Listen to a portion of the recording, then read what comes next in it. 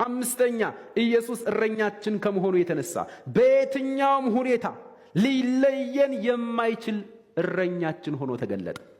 በሞት ጥላ መካከል እንኳን ብሄድ አንተ ከኔ ጋር ነህና ክፉን አልፈራም አለ። ተመልከቱ፣ የማይቋረጥ እረኝነት። ኢየሱስ ከኛ ጋር ከመሆኑ የተነሳ የክፉ የሰይጣን የአጋንንቶች ሐሳብ በእኛ ላይ ሊፈጸም አልቻለም። በሞት ጥላ መካከልና አደጋ ባለበት ዓለም ስንወጣና ስንገባ ለአውሬ አሳልፎ አልሰጠንም። የጌታ ኢየሱስ እረኝነት በዘመናችን ሁሉ ደግሞ ምን የሚል ነው? የሚቀጥል ነው።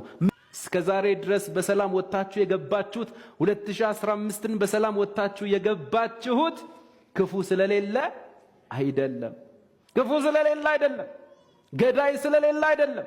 ሊያጠቃን የሚፈልግ ስለሌለ አይደለም። ሊጎዳን የሚፈልግ ስለሌለ አይደለም። ስብር ሊያደርገን የሚፈልግ ስለሌለ አይደለም። ደማችን እንዲፈስ የማይፈልግ ክፉ ስለሌለ ሳይሆን 24 ሰዓት ሙሉ በንቃት የሚጠብቅ በሞት ጥላ መካከል እንኳን ብሄድ በአስደንጋጭ ጎዳና ውስጥ እንኳን አልፌ ብጓዝ አንተ ከኔ ጋር ነህና። ሃሌሉያ! እስኪ ኢየሱስ ከኔ ጋር ነው በሉ እስኪ። እረኛዬ ከኔ ጋር ነው። እረኛዬ ከኔ ጋር ነው። ኢየሱስ ከኔ ጋር ነው። ስለዚህ አንዳች አልፈራም፣ ምንም አያስፈራኝም፣ አንተ ከኔ ጋር ነህና። ሃሌሉያ! ደግሞ የኢየሱስ እረኝነት እኮ እንዲሁ ከጎን ብቻ አይደለም የሚሄደው እኮ ከኋላህም ከፊት ለፊትህም ቀድሞ ነው የሚሄደው። ይሄ እረኛ ከፊት ለፊት ቀድሞ ነው የሚሄደው። ከፊት ለፊት ቀድሞ መንገድህን እያጸዳ መንገድህን እያስተካከለ ይሄዳል። ስሙ የተባረከ ይሁን። ፈንጅ አምካኝ የሚባል ታውቃላችሁ? ፈንጅ አምካኞች የሚባሉ አሉ። አንደኛው ተራራ አለ፣ ሌላ ተራራ አለ።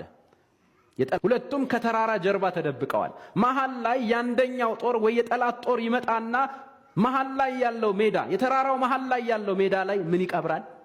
ፈንጂ ይቀብራል። ያኛው አገኘው ብሎ ሆ ብሎ ሲመጣ እንዲያልቅ ማለት ነው። ከዛ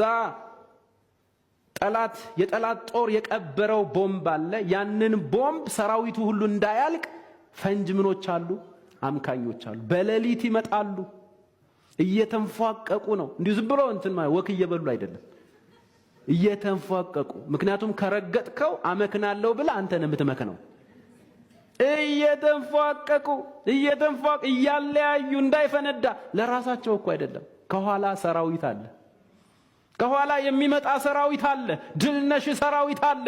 እርሱ አልፎ እንዲሄድ የጠላትን ወረዳ እንዲቆጣጠር እነዚህ ፈንጅ አምካኞች በህይወታቸው ተወራርደው